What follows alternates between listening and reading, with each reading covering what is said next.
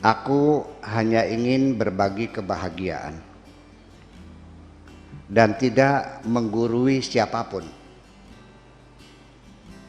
Terlalu sulit bagiku untuk menyalahkan siapapun. Akan tetapi apabila ada orang yang ingin mengisi raporku, tentu aku sangat gembira sekali. Dan kujamin aku tidak akan sakit hati sedikit pun.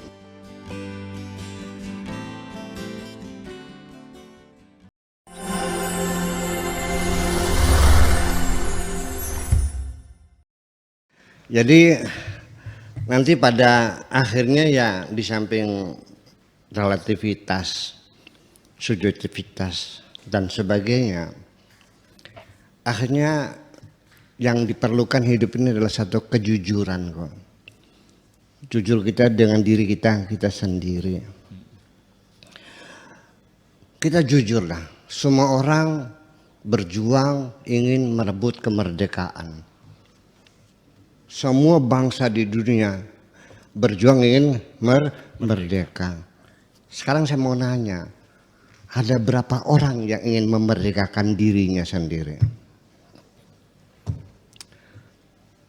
Ya, ternyata terlalu banyak manusia-manusia yang merasa nyaman diperbudak. Ya, tidak mau memerdekakan dirinya sendiri. Ternyata orang tidak suka diberitahu tentang hakikat sesuatu yang sesungguhnya karena takut dia terbongkar dengan angan-angannya yang palsu itu.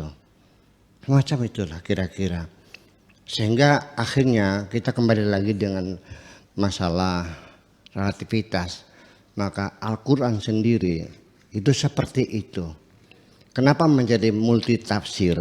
Ya karena relativitas dan subjektivitas yang melekat pada diri kita. Sehingga ayatnya sama. Kembali lagi. Aula mastumun nisa. Ayatnya sama. Ketika yang membaca Imam Syafi'i, kesimpulannya menyentuh kulit istri, salaman, mencium istri, asal kulit dengan kulit tanpa kain, itu batal.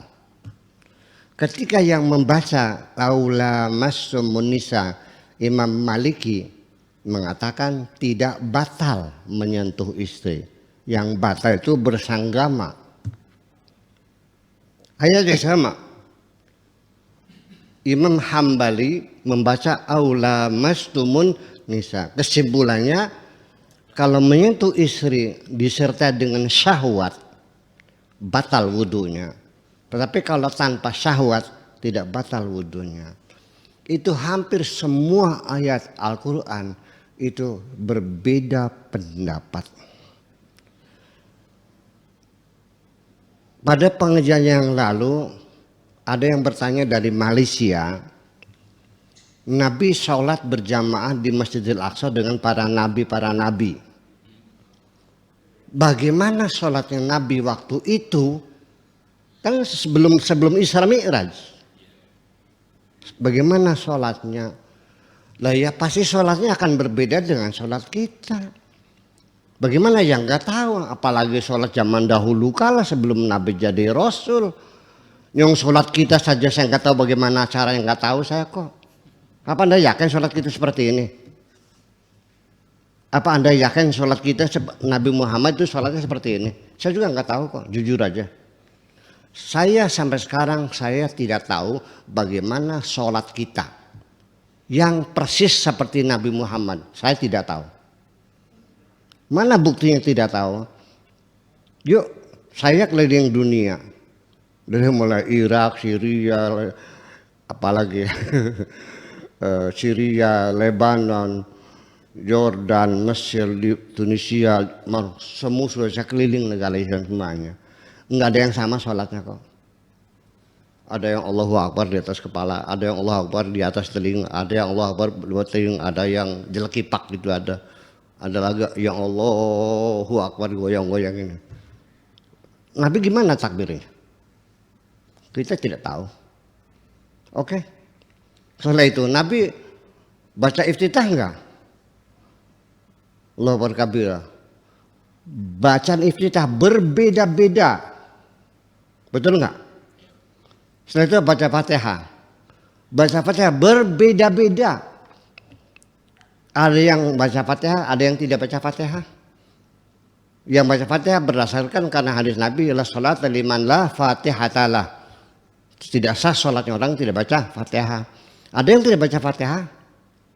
Al-Qur'annya bilang gitu, idza qumtum ila salat faqra'u ma tayassara minal Qur'an.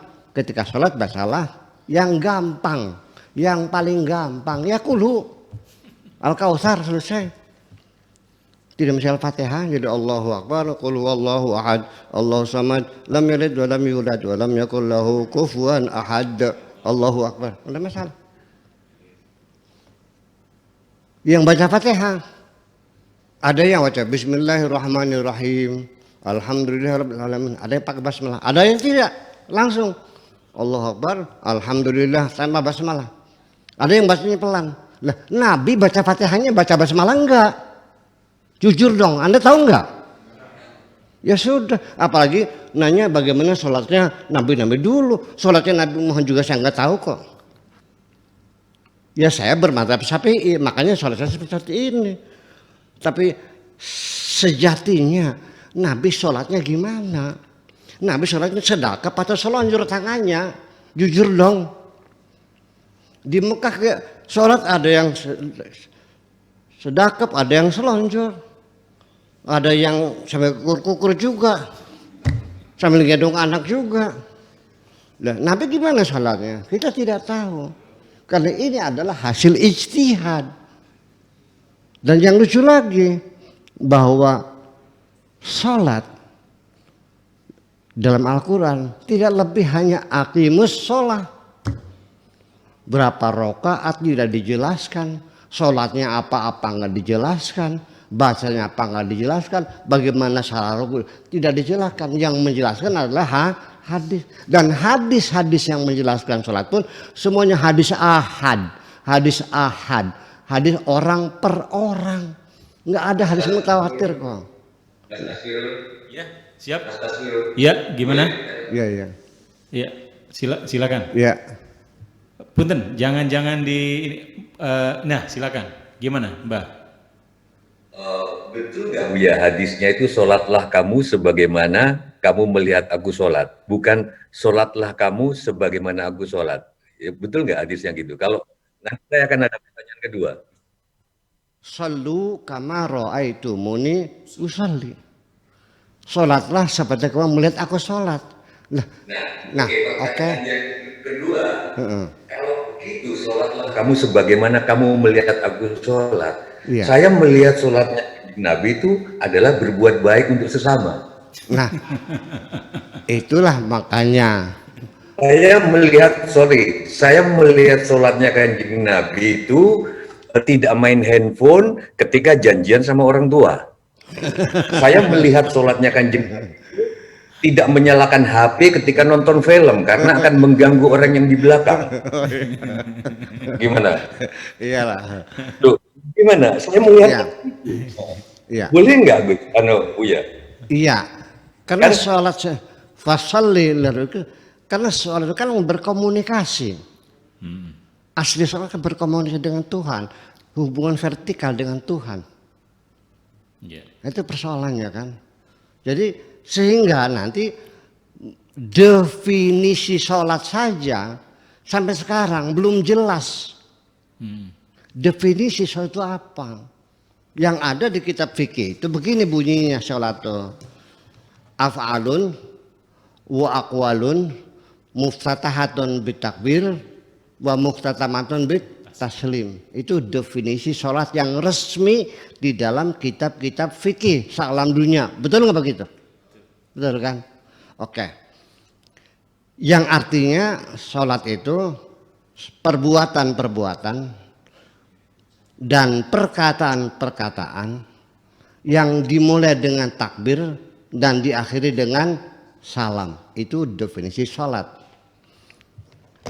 Sekarang andaikan ada orang naik panggung, Allahu Akbar, Allahu Akbar, Saudara-saudara sekalian, muter. Wa akhirul kalam, wassalamualaikum warahmatullahi wabarakatuh. Ada perkataannya enggak? Ada perbuatannya enggak? Diawali takbir enggak? Akhirnya salam enggak? Sholat bukan? Jadi sampai sekarang definisi sholat belum final kok. Nah, paling tidak Bang Tejo, sholat itu secara lughatan bahasa, sholat itu artinya berdoa. Itu. Berdoa itu adalah permohonan dari bawahan ke atasan. Kalau permohonan dari bawah namanya instruksi. Betul enggak?